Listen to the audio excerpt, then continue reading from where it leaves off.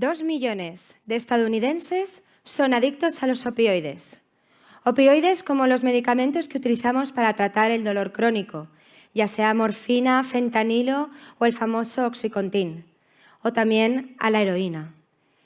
En España, 62.000 personas están siendo tratadas por su adicción a los opioides. Y como os podréis imaginar, esto tan solo es una pequeña parte de aquellas personas que sufren adicción a opioides o trastorno de consumo de otras drogas, como por ejemplo alcohol, nicotina, cannabis, cocaína, marihuana. De hecho, las adicciones y los trastornos que se generan a su alrededor son uno de los principales problemas de salud en los países desarrollados, según la Organización Mundial de la Salud. Yo, personalmente, pensé en estudiar las adicciones porque me parecía increíble, porque había personas que, consumiendo drogas y aun sabiendo que es malo para ellas, para su salud, pero también para su familia, continúan consumiendo estas drogas.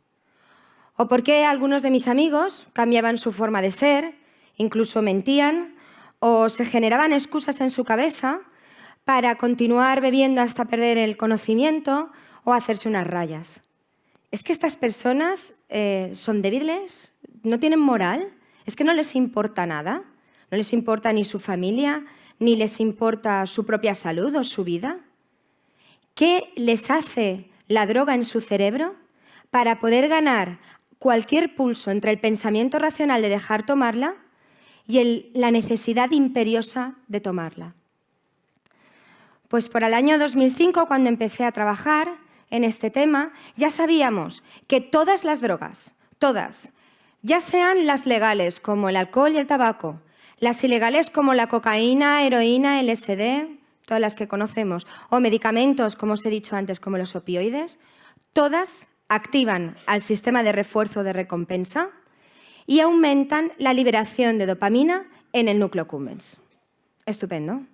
Vale, ahora, ¿qué significa esto? ¿Qué significa que aumentemos la dopamina en el núcleo accumbens? Mirad, toda nuestra conducta diaria está regida por las posibles consecuencias positivas o negativas que tiene una acción sobre nuestra supervivencia. De manera que la información de muchos núcleos del cerebro se integran todos en este pequeño núcleo accumbens y cuando estamos delante de una situación o sustancia que es buena para nuestra supervivencia, como podría ser la comida, el sexo, estar con amigos, hacer deporte, lo que sucede es que se activan las neuronas de dopamina y liberan dopamina en el núcleo accumbens. Y esto actúa como un cartel luminoso, señala, es una señalización y nos dice a nuestro cerebro, esta sustancia o situación es importante para la supervivencia. De manera que, por ejemplo, al comer aumenta la liberación de dopamina, mi cerebro me dice esto es importante para la supervivencia y a partir de ahí se generan millones de conexiones y de sinapsis de diferentes núcleos cerebrales con dos objetivos.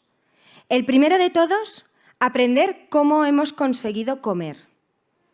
Y el segundo, poder repetir comer todos los días. Por eso los neurobiólogos a estas sustancias y situaciones les llamamos refuerzos, porque refuerzan la conducta que nos lleva a repetirlo. Pues bien, las drogas, todas ellas, legales e ilegales, por diferentes mecanismos lo que hacen es imitar a estos refuerzos naturales y aumentarán la dopamina, como por ejemplo en la diapositiva tenéis a la cocaína, que tapona los sistemas de reciclaje de la dopamina y entonces aumenta mucho la dopamina. Lo hace de manera bestial. Evidentemente, al igual que un refuerzo natural, en este momento nuestro cerebro va a aprender que la cocaína es importante para la supervivencia. Todos sabemos que la cocaína no es importante para nuestra supervivencia. Pero a partir de ahí repetiremos el consumo y lo volveremos a repetir porque es un refuerzo. Y en algunas personas este refuerzo se va a convertir en el más importante de todos. Más que comer, más que estar con amigos o que tener sexo. De hecho, a día de hoy, todos los científicos sabemos que las drogas actúan sobre diferentes áreas del cerebro, como por ejemplo la corteza prefrontal o la amígdala, que son áreas del cerebro que nos ayudan a tomar decisiones, a balancear los beneficios y los riesgos, a gestionar el estrés, la ansiedad, las emociones. Si la droga lo que hace es modificar la función de estos núcleos, realmente lo que pasa es que toda nuestra percepción, nuestro pensamiento y nuestra voluntad, al final, está sometida a ella. Vale.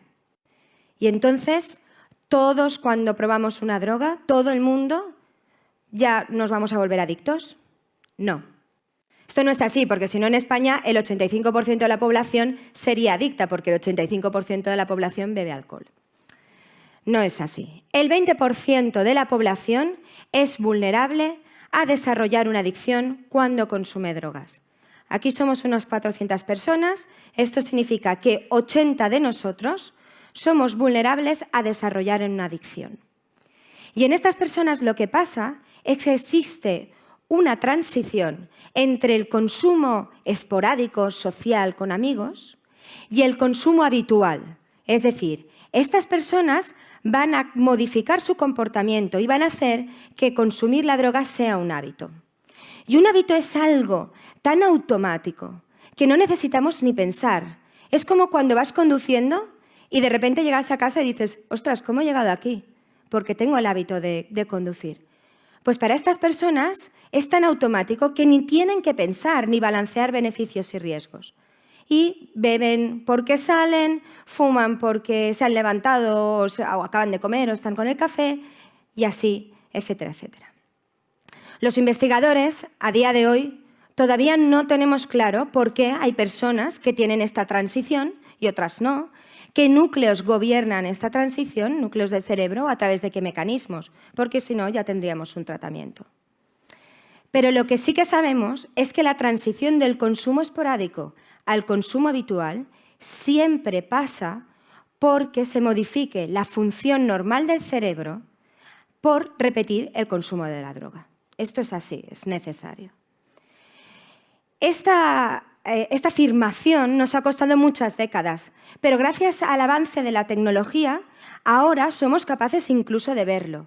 En la imagen que tenéis proyectada tenemos la comparación de la función cerebral de un sujeto sano arriba frente a una persona que es adicta a las metanfetaminas abajo.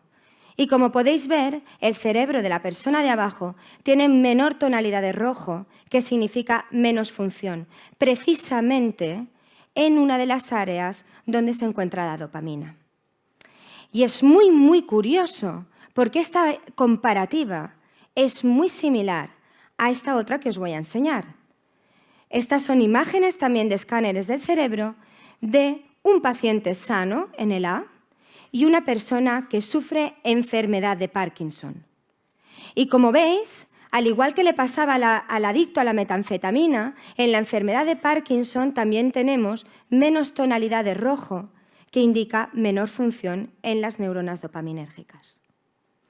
En esta relación, en este momento, aquí, reside el quid de la cuestión, la clave que nos va a ayudar a avanzar en el campo de las adicciones.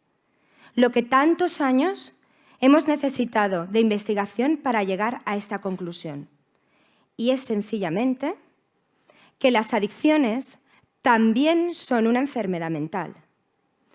Y como enfermedad mental merecen ser estudiadas, merecen ser comprendidas y merece que diseñemos terapias para ellas. Esta afirmación tiene unas implicaciones muy fuertes, porque ¿qué pasaría si todos, como sociedad, asumiéramos que las adicciones son una enfermedad mental?